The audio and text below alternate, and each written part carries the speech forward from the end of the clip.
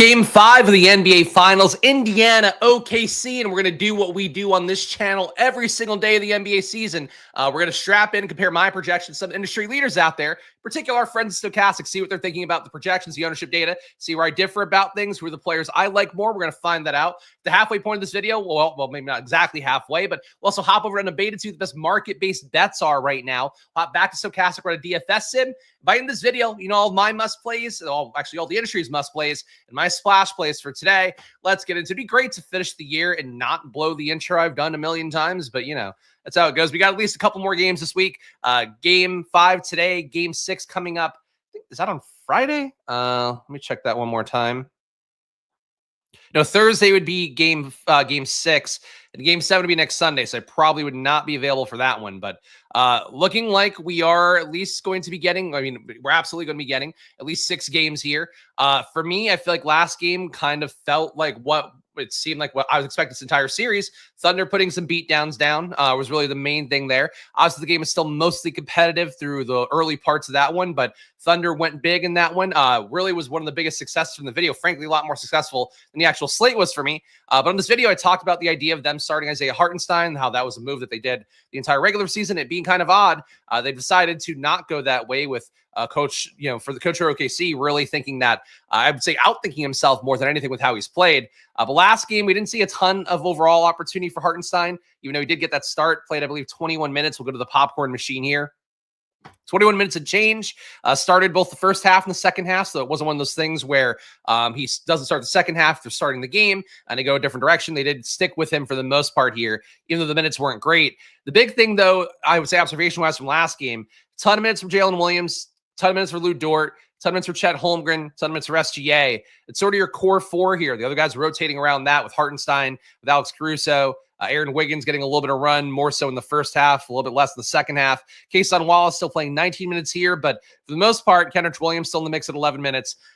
Rotation that can constrict enough here for OKC, though, where really does come down to your starters for them, for the most part, being, you know, key guys you're going to get in terms of exposure today. But also because of the fact that SGA, the reason that my face is skeptical of SGA in the thumbnail, he's now $14,000 on a showdown slate. And obviously, you are going to want to naturally try to get him in a lineup because he's your top projected player. He's the only guy I have over 50 points projected on the slate. He's also a guy that has the most usage on the entire, you know, really an entire league, but also particularly in the series. So for how it is with SGA, it's one of those things where leaning on Holmgren more, Jaylen Williams more, even Lou Dort more, kind of makes some amount of sense because of the fact that those are the guys playing the lion's share of minutes, have the biggest shots, have the outlier outcomes that would allow you to get them in a lineup and not SGA. But obviously, we'll see in a moment what I have sim-wise for SGA, but it's not as much as I would have thought for sure. Shout out to all you guys watching live. Shout out to guys like Braden. Appreciate all you guys who are watching, whether it is live or after the fact here. Of course, been running all regular season long. At this point, we're just seeing out the thing, as we promised, seeing through the NBA Finals. So strap in here for one of our last videos of the NBA portion of the year, and we'll see what we do with MLB or not this summer. But SGA, top salary guy by a wide margin, $3,000 more than Tyrese Haliburton. About 10 fantasy points higher is my projection for SGA than Haliburton. The big thing for SGA right now is just I didn't get a lot of him. Got with the sim I ran before the show. In terms of an optimizer, I'd probably get more. 34% exposure in my top 150 to SGA compared to the field's 50%, so about 16% less there. In terms of captain, I also only got 6% SGA. Fields at 23, so really for me with the sim I ran based off my projections, I was not getting SGA a lot today. I got him even less than I did the previous slate. That's when I put my final lineups in for the last game. I did end up having more SGA because I just ran an optimizer. I didn't have time to run this in before I had to get my lineups in. Because we had that thing on Friday, family obligation thing, basically. So I just had to get my lineups done fast, ran an optimizer, ended up with a lot of SGA. I think in a sim, you're going to get less SGA. I think in an optimizer, with the projections being where they are, you'll still get SGA, get him out. I think it comes down to, you know, what do you trust more? Like, it's hard to imagine SGA not making winning lineups, obviously. But if he does have a down game, if he does get you closer to the 45-ish fantasy points, if he gets you closer to the what he put up last game, where he put up 47.3, he's probably still going to make a lineup no matter what. But I would say for SGA, if he gets low 40s, that's where he has a better shot of not making it at all. And especially if the other guys like Haliburton, like Jaylen Williams, like Siakam, like Holmgren, if those guys all put up 40 plus, that's where hopefully SGA can maybe not make a lineup. But that said, this bunch of a fade feels shocking to me. I'm curious to see what Stochastic gives when you run the data with their projection, because their projection is about 5 fantasy points higher than mine.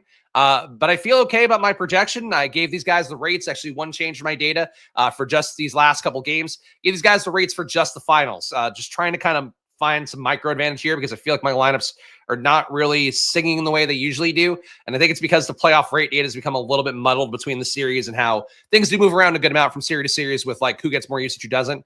So I'm trying to do something a little bit different with my numbers today. It didn't really result in things moving too much.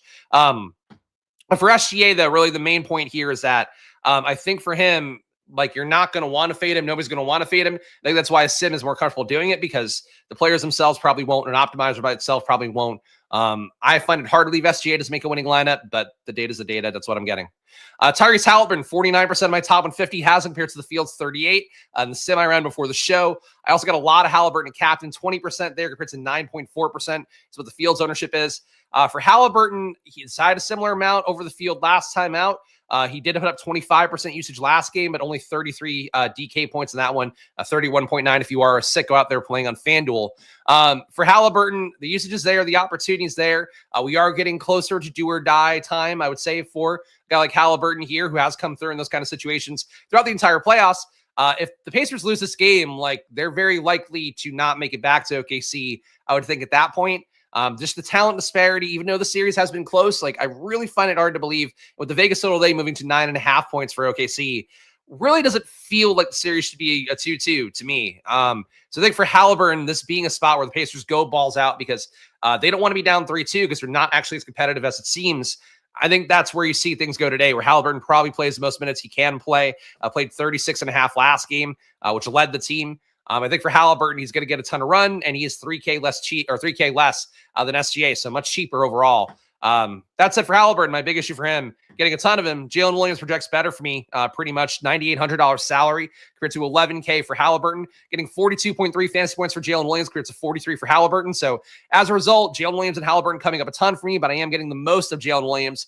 55% in the flex, you can see on the screen, compared to the field's 42. For captain ownership, I'm getting Jaylen Williams at 23%, fields at 17. Jaylen Williams has had good usage throughout the finals so far. He's been putting up 29% usage almost, 1.01 fantasy points minutes, not great. He's had 53% true shooting, so shooting under league average has been Jaylen Williams so far in the series. But if it does run better, he should be a guy that can make it potentially a captain. Did play a bunch of minutes last game as well as one of those guys playing that 35-plus minute range. Played actually just shy of 36 last game to Jaylen Williams. So I like Jaylen Williams the most here out of the top 3 pay-up option guys, I guess. Well, not including Siakam.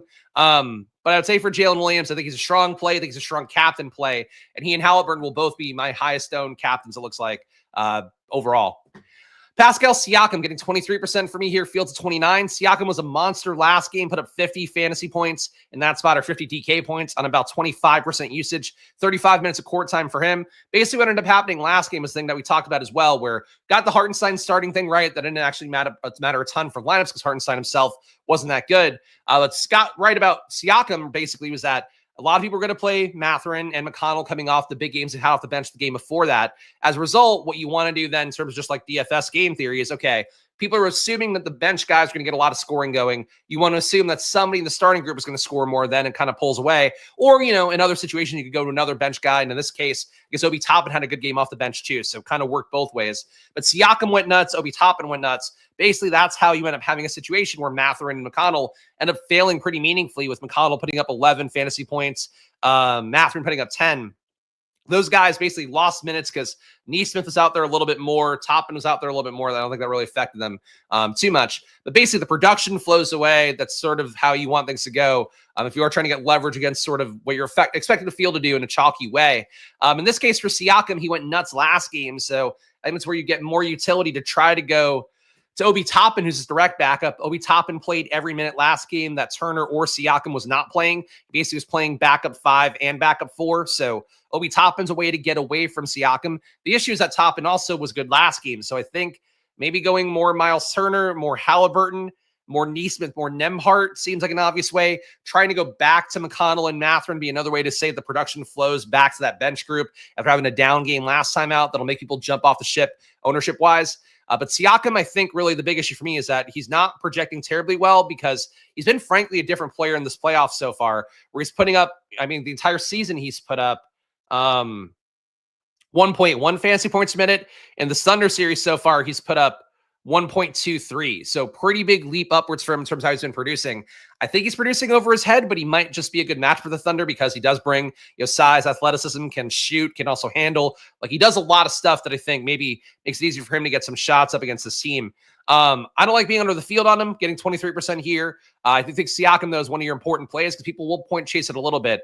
I got Siakam 3% of captain, Fields at 7, getting him 23% in the flex, Fields 29. It doesn't feel great being low on Siakam, but I just have Jaylen Williams projected straight up about 7 fantasy points higher.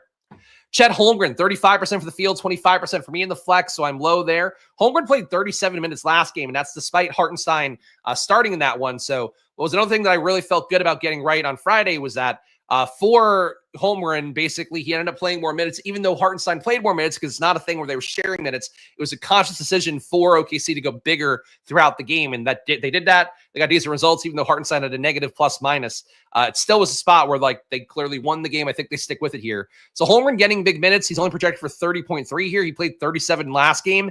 It feels kind of low for the projection here of minutes. Frankly, Stochastics minutes projections overall, I get why Turner's low because he's been low, but Holmgren shouldn't be this low. Hartenstein shouldn't. I mean, Hartenstein's minutes feel fine. They basically have them sharing minutes at the 5, and if we see what we saw last game, these guys collectively played. You go back to Popcorn Machine. You had Chet Holmgren playing 37. You had Hartenstein playing 21. So collectively, they played 58 minutes. It means they had about 10 minutes of court time shared. And that's assuming they, were direct backups here, which they were for the most part. But basically, for these big guys, they played a ton of minutes together. I think Holmgren is coming up lower for me because of this minutes projection being low. So if that comes up, getting more Holmgren should happen naturally. But I do think Holmgren is undervalued right now in the data, and I'm not getting a lot of him with 35% for the field, getting 25% for myself. The captain for Holmgren, only getting him at 2%, and the field got him at 10. I believe he was your winning captain last game. I just confirm that because I don't like talking out of my ass about that stuff. If he's a captain, I would think that people might chase that a little bit. But the price tag for Holmgren is just too good, I would say overall. I'm gonna load my lineups. Every time I just want to reference something quickly on an app, like the DraftKings app, just fucking won't load. All right, recent, and here we go. Finals. Wow, it was not a big chop last time out. Yeah, Holmgren won it captain. Siakam made it. Jaylen Williams made it. Caruso made it again. Aaron Neesmith made it. Obi Toppin made it. So Holmgren being a captain last game maybe drives up the ownership a little bit more, but I think really the main thing for me is he's a strong play at 80 and 100. He's not really priced up for it, but I would worry about the chalkiness of him. Shout out to the chat. Appreciate all you guys hanging out. Appreciate you guys just saying kind words. Highs. Big heart starting as a positive for Siakam, I think. I don't know why. I don't know why you would feel that way. I can't think about why that would be. I mean, he's certainly not the most fleet-footed. The guys that should benefit the most from Hartenstein being out there would be the 3-point shooters because he's not be able to close out as much as a guard would be able to be. I would say lead ball handlers also probably benefit from having the extra big out there. But, they won the game. So I don't know. I think for me, the results were where they needed to be for that. And to me, it's been stupid that OKC has gone small against Indiana. In the regular season, they did it. In the playoffs here, they did it again. It's like, just do what you're doing. OKC, never bends people's style. So it's odd that for Indiana, all of a sudden, they're like, okay, we're going to go small because Indiana, we know is good. We're going to play better against small. And it's like, no, just play your big men. Play exactly the fucking way you played. And thank you for the chat here. CM saying, thanks for all the insight the season, Spags. Sad it's almost over. Same thing here. I love NBA. Love being in the process again. Very grateful and abated for funding the show basically throughout the regular season. But hopefully we can get it going again for next year. And we'll see what happens there. For single entry, do you like Shea or Jaylen Williams for captain? I mean, for me, I think for everything, it's going to be Jaylen Williams. I talked about that earlier in the video. Shout out Extra Cutesy. Appreciate all you guys hanging out. Again, hit that like button, guys. Hope it was a good Father's Day as well for all the dads out there. I know we are a very high-indexing dad community here. I had a good one. Hope you guys had a good one too. Felt like it was a really nice day. So it's weird to have these things where a holiday that means absolutely nothing conceptually It's nice to have him sometimes. And make sure to check out Unabated Stochastic. You guys know the deal. Links down below. And Stochastic in particular, 15% off. Link down below to support the show directly when you do that. All right, Miles Turner, 43% for me. My top 150, Caruso, 43% as well. Two players here that are getting kind of cheap because they are not getting quite as many minutes as guys like Chet Holmgren, like Seakum, like Jaylen Williams, like Haliburton, like SGA, like all your other top guys. But Caruso here has played well in the series. Part of why I'm getting him too. 18% usage in the series, 1 fantasy point per minute. He's shooting unsustainably well, 72% sure shooting. That has to come down at some point, but he's played out of his mind. I think it's 6,800. Getting above the field on him doesn't feel bad. Captain, I also got him at 5%, Fields at 4, so not a big stand there. But in the flex, I'm getting a 43% Caruso, Fields at 24. For Miles Turner, got him 6% in captain, Fields at 5. Again, not a big captain stand, but in the flex, getting 43% in the Fields at 26. I really think with how much Siakam will get played, again, people point chasing him. He's been really good in the series so far. I think producing a little bit over his head. Even though I do agree that stylistically he is a pretty interesting matchup because he does bring that length, brings the size, brings the ball. Like he brings a lot of things that can make it tough for OKC. I think does a good job defensively overall. And that's not a really brave take to have.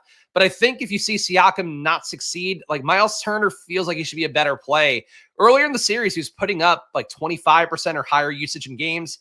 Last game was only 20%. He only put up 17 fantasy points. Really did not play that well.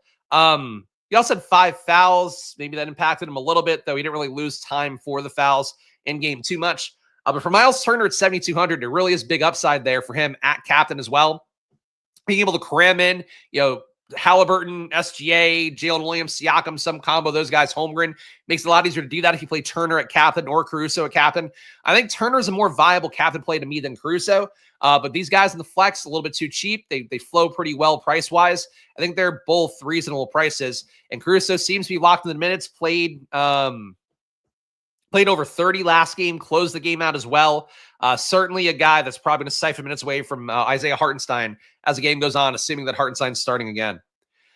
Andrew Nembhard, Aaron Nesmith, two more big stands here, getting 44% of Nembhard, 49% of Aaron Nesmith, both guys closer to 33% in the flex right now. In terms of captain, I also got Nesmith at 7%, Fields at 5. Nembhard, I got a 14% of captain, Fields at 5.5. Nembhard has not been a big factor in the series so far. His playoff averages were at 1 fantasy point per minute heading into the Eastern Conference Finals. So far in the finals, he's been at 0.67 fantasy points a minute, 16% usage, 14% assist rate, nothing too impressive there. For Nembhard, though, he is playing a lot of minutes because he is one of those defenders who's out there basically adding value in that way. So for Nembhard, he's getting the minutes projected for 35 today at 5,600. I don't think he's a great per minute play. I think it's entirely possible you get what Nembhard put up last game. Nembhard put up 20.5 DK points. I think it's possible he could put up 15 even if he's playing like 35 minutes and change like he did. He played just shy of 36 minutes last time out. But Nembhard, too cheap. Like Turner and Caruso, I would say too cheap for what they are when you're comparing them to these really high-priced guys, this superstar tier. But Nesmith playing good minutes as well. Like I think these guys are really strong plays because they are really affordable. And unfortunately, they're good plays at captain as well. Don't have the ceiling you'd expect in terms of scoring, I would say, especially for Nembhard, because he's not going to knock down potentially like 10 threes like Nesmith could do in his 99th percentile outcome. Both guys are going to play good minutes, be out there for their defense, add some value. Nesmith rebound like a demon last game as well, even though that's not something that should happen very often. And God forbid he ever gets hot from 3. I think Nesmith has slate-breaking ceiling. So he played 30 minutes last game as well, kind of took some away from Mathurin in terms of the minutes because those guys do share some amount of minutes too. So Nesmith and Nembhard, I think, really appealing plays to me projection-wise, even though they feel pretty scary because they're not the highest per-minute producers for sure. Obi Toppin, again, played a ton last game as well. Played all the minutes basically that one of Siakam, Miles Turner wasn't on the court as we saw Thomas Bryant and Tony Bradley get squeezed from the rotation. So they now, as of last game, even though in OKC went extra big, I thought maybe you'd get Thomas Bryant guaranteed minutes at that point because you have Hartenstein and Holmgren playing a ton of minutes. Instead, the Pacers went small, went Toppin at the 5, and he played really well. So I see he played really well fantasy-wise. Didn't play well real life-wise. Had a negative 15 plus minus. And it's 28 minutes and change out there. But Toppin should be playing a bunch is really the main thing here. He's 6K. He kind of like Caruso is priced up, but still projects well enough despite that. So Obi Toppin, I'm getting a 39% Fields at 20. That feels like a really big stand. I also got Toppin 7% of captain, Fields at 2.3. Obi Toppin, I would say probably one of the splash plays of the day here, even though that price tag coming up is a little bit spooky. And Isaiah Hartenstein, we were over on him last game, ended up getting right that he would start, ends up having, winning effort by OKC. I don't think they're going to change things up. Isaiah Hartenstein, again, 35% for me, Fields 27. He has not been great in the playoffs so far, averaging only 0.83 fantasy points a minute. The rest of the playoffs has been averaging over 1 fantasy point per minute. So Hartenstein not really involved in the way you want to see. The rebound rate's still there. I do think that we saw in particular Nesmith get lucky on rebounds. So if a few flow away from him, flow Hartenstein's way, that would be one way for the projection to start to make more sense. But I don't think he's a bad play. Getting him at captain as well. 5% for me at captain and change. Fields at 3.6%. Hartenstein, a little bit too cheap. So really it's it's really a tale of like two teams, two slates. You have all these guys who are priced up a good amount. Like SGA has got to be the most expensive showdown player there's been, unless there's some Denver slate or something with Jokic might be possible. But SGA, Haliburton, Jaylen Williams, Seakum, all really expensive. Holmgren also expensive, but I would say cheap for what he does. Then you have a bunch of guys here that are all a little bit cheap for the roles they have. Just kind of a weird way that breaks down, where a balanced build could be favorable. But obviously one of the top 5 guys here, SGA, Haliburton, Jaylen Williams, Seakum, Holmgren, you're expecting one of them to put up high 40s, if not 50 fantasy points and be the captain. But I think the way the lineup may work, it might end up being a Turner, Caruso, Nembhard, giving you that Miles McBride kind of lineup where the guy's just cheap enough, you cram in a bunch of the stars. That would be my guess looking at the data so far. We'll sort by value here.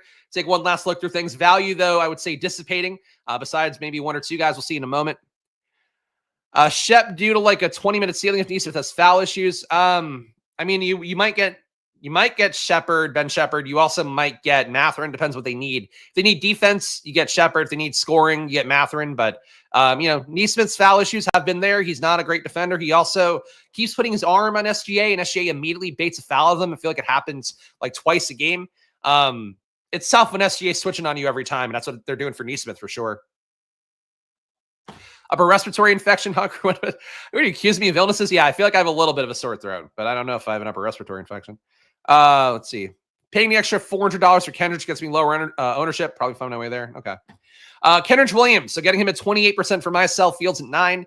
He's become your backup 5/4. He played a little bit with Hartenstein, a little bit with Holmgren, but basically he's coming in and one of them comes out. Kind of the OKC version of Obi Toppin, except not guaranteed nearly as many minutes. For Kendrick Williams, getting 9% ownership for the field, I'm getting him at 28. I'm happy to do that because he's less owned than Ben Shepherd in the projection set. But I think these guys probably end up similarly played. I'm not sure why Stochastic is a big lean. But Kendrick Williams has been playing pretty well in this series so far. Only 21 minutes, 41 possessions, but 0.83 fantasy points a minute, and that's with him shooting terribly, 33% true shooting. So if he shoots a little bit better, Kendrick Williams could put up maybe 15 fantasy points if things really broke his way. At that point, he almost definitely would make a winning lineup. Probably wouldn't want to play him at captain, but the sim did give him a captain 1%. So Kendrick Williams, probably my preferred value play of the day based on the data. Ben Shepherd, not really getting there, 0% ownership for me. He does look like a good value, so I'm not sure why he's not coming in at all. I would be totally okay flattening out Kenrich and Ben Shepherd, getting 14% Kenrich, 14% Shepherd, because they kind of represent the same thing here. Pay down option that allows you to cram in whatever guys around that. I think Williams and Shepherd, very similar plays, even though Kendrick Williams obviously been a better per minute producer with that 0.83 fantasy points minute. He's averaging, Ben Shepherd's averaging 0.53 in the series and has not gotten a single assist. So he's not doing a whole lot out there. Aaron Nesmith, I think we talked enough about him. He's an appealing play to me alongside Nembhard, just because they are locked in rotational minutes for the most part, barring that foul trouble people in chat want to worry about. Aaron Wiggins, not getting him very much. He certainly can score a lot in a few minutes, but he's not been great in the series. Only 52% true shooting. He's definitely not going to be out there if they need defense either. So, which, generally going to be at a premium in the finals. Wiggins at 2,200. He's going to be as owned as Shepherd. I would rather get Kenrich Williams, I think, than Wiggins, but these guys, again, all kind of the same plays here, what they allow you to do. Isaiah Joe can knock down threes in a short burst, but he only played 4.5 minutes last game, barely played at the second quarter. They only brought him in basically to jack up a shot. I presume they had possession here and brought him in for it. Isaiah Joe, not in the rotation enough to feel confident about. It wouldn't be surprising to see him be squeezed from the rotation because their priority in the OKC rotation, they talked about it a little bit, I mean, a lot last game really, was keeping SGA fresh down the stretch of the game, finding little breaks for him. Isaiah Joe's not one of the guys providing that, so he could lose his minutes and it wouldn't shock me. I think he's still, like, if he hits threes, he could beat out Shepherd, beat out Kenrich Williams at less ownership. But, you know, if Kenrich Williams is going to be 9% in the flex, Joe's at 5%, I'd rather just take Kenrich Williams. But really, it's the playoffs. Any of these guys with 10 or less minutes, they all can get squeezed from the rotation. But I think Stochastic's overprojecting him minutes-wise, too, with that 8.4. He could play, again, he could play 0. He could play the 4 he played last game. Neither of those would be a shocker. Hartenstein, a top value. Talked about him already. Jaylen Williams, talked enough about him. Lou Dort, we haven't talked about at all. He is the last guy of OKC playing that 30-plus minutes overall. Last game, he played 32.6 minutes, so basically 32 and a half. Didn't do a whole lot out there. His usage has been, I think, pretty dog shit in the series. He's put up 8.4% usage, 0.58 fantasy points a minute. Shooting incredibly well when he does shoot with 75% true shooting, but Lou Dort, he's not really out there to shoot. He's out there a lot, though. He's 4,600, so he's going to be one of your less owned regular rotational guys playing a ton of minutes. So that's Lou Dort's main utility here. He can knock down some corner threes, get some steals maybe, but fit, 26% for the field. I'm getting 17.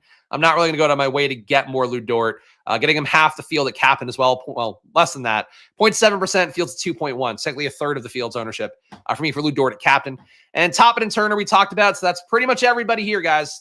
26 minutes, but hopefully that adds some value. And if it does add some value, guys, show some love. Hit the like button, subscribe. Again, we'll talk more about the plays that I like, ways you can fade me if you want to. I don't really care how you approach things because it's Showdown. Really follow your heart, how you want to play things.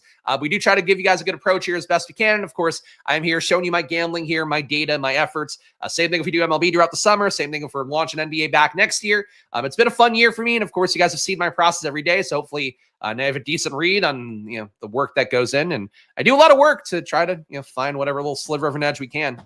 I appreciate it, Lee. Appreciate all you guys watching. Hit that like button, subscribe, and join the Discord too if you want to get in there. Of course, we're building a community here. Really trying to keep the asshole free, besides me, I guess, on the Splash Play community Discord. But do check it out. $5 to join, and of course, you can talk basketball in there, talk football. You can talk 9/11, like our pal Robert Griffin the Turd.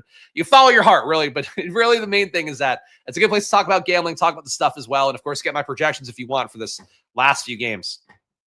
And we've got some steps left, CM, so don't leave yet. We got to do the unabated part, the stochastic sim part, so have no fear. We got more to go. The game-by-game view here, we got the 9.5-point spread favoring OKC, 107.5 implied points for Indiana, 117 for OKC on their side. We talked about all the guys who are visible here. Again, really think the main thing that stands out that we didn't talk as much about, McConnell and Mathurin, much less chalky today. They blew it for the field last time out. I would think that Obi Toppin looks under-owned here as well. I'm not buying he'll be 20% after he was such a great play last game as well. But really just predicting again that Indiana needs bench scoring and McConnell or Mathurin or both go off here seems like it's going to be under-owned just because it failed last game. And certainly that's one way that we know has worked in the series already, and people aren't playing it today. But everything else here, Seakum being low on him, talked enough about. Siakam's been really your best Pacers player, though, in the series so far.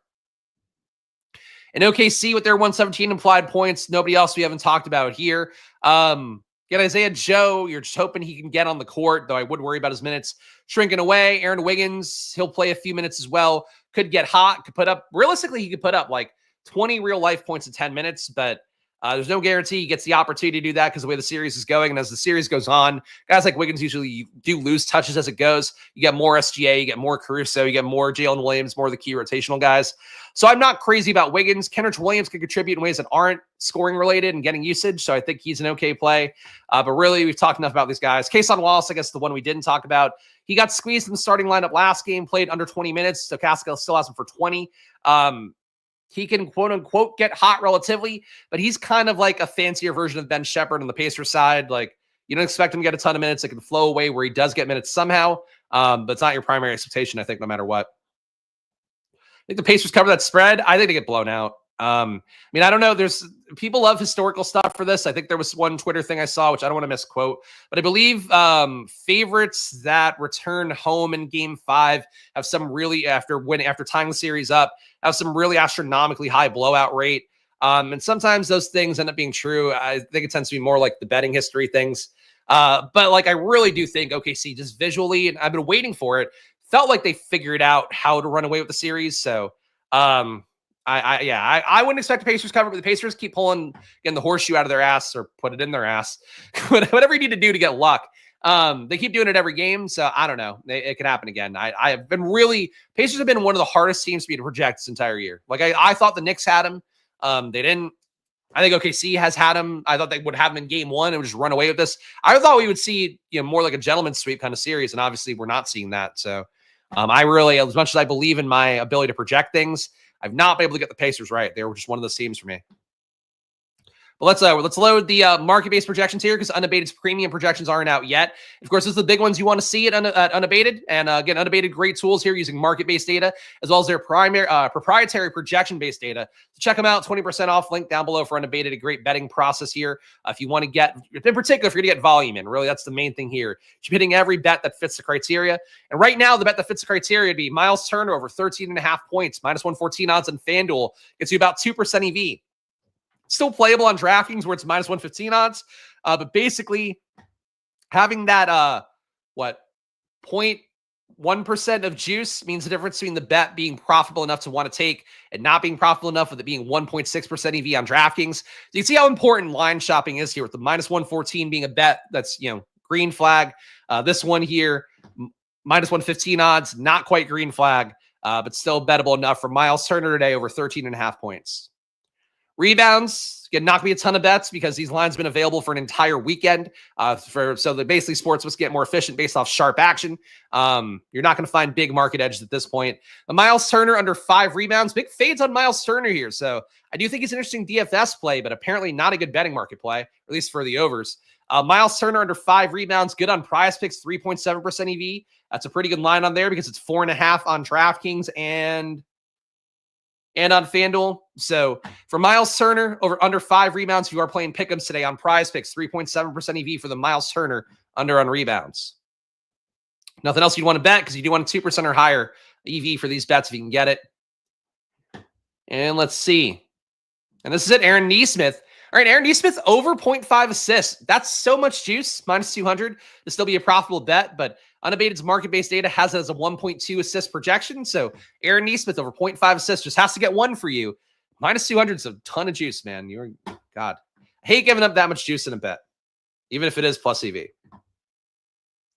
But that's not what the math would say. You should take every bet that fits that mathematical criteria. And PRA's bets, really nothing you want.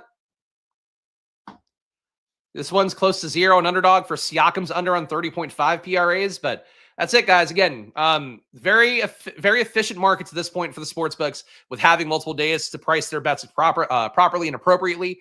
So at this point, you got some Miles Turner stuff. That's basically about it. You got markets here for WNBA in particular. If you want to use the proprietary projections that Unabated creates that won people so much money in the NBA season, they've won people another, I think, $17,000 so far in WNBA season because you are just placing in a volume of bets using the projections made by Justin Fan of the crew. You might know the name for Justin Fan. He was at Fantasy Labs, at Underdog, was at Basketball Monster, I think first stop.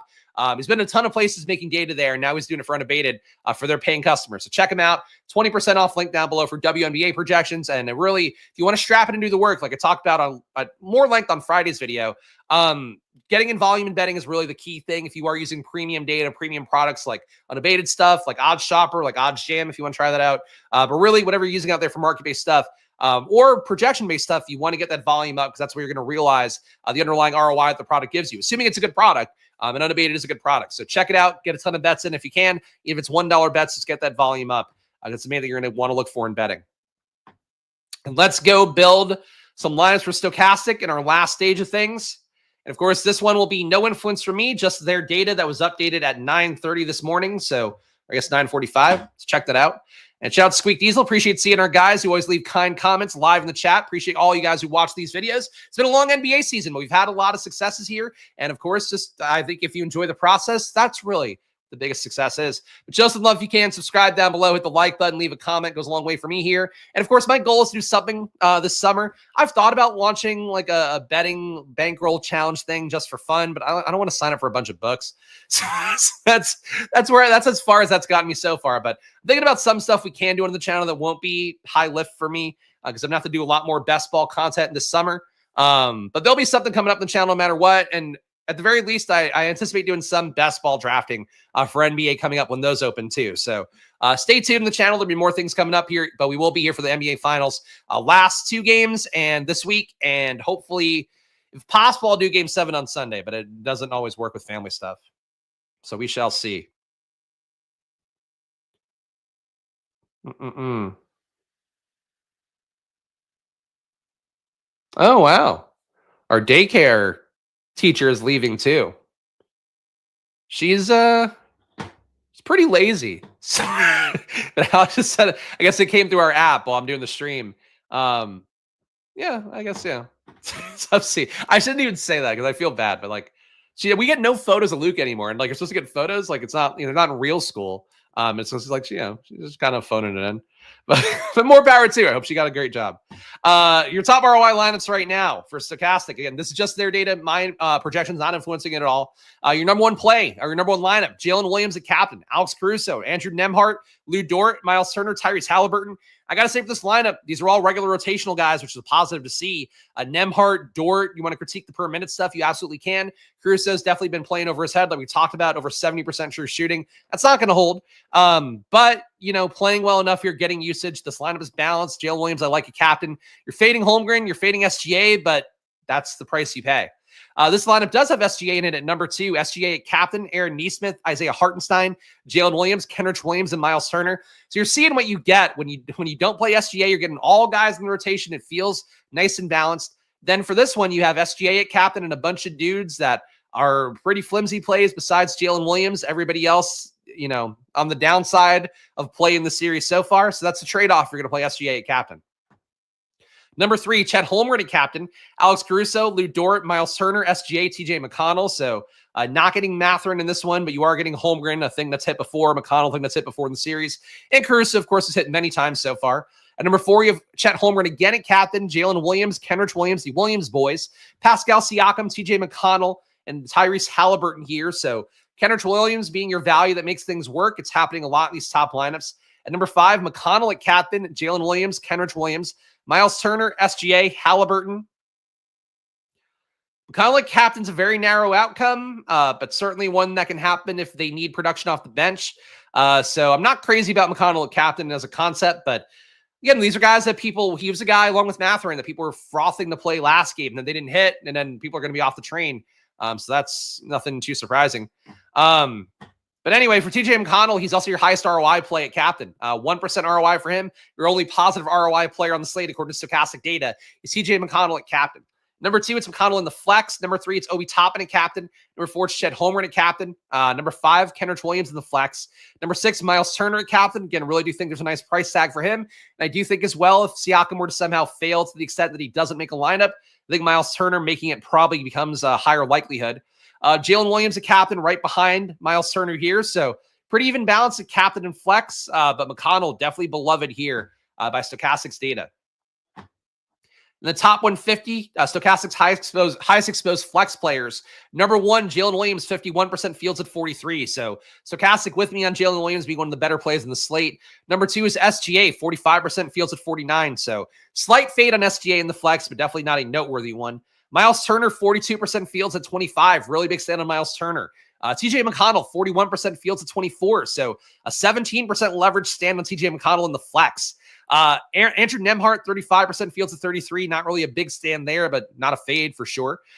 Chet Holmgren, 35% in the fields at 34. Surprised they are not higher on him at a cheap price tag relatively. And Pascal Siakam, 34% fields at 29. So they like Siakam a good amount still above the field on him. At captain, they are low on SGA again, but you're still getting more than enough.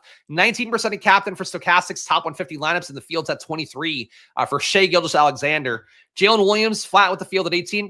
Holmgren 14% in the fields at 10. Boy, you are not getting Haliburton much at captain. So that's one difference for my projections, Stochastics. I was getting Haliburton at like 20%. Yeah, 20% flat is what I got for Haliburton. They're getting significantly less.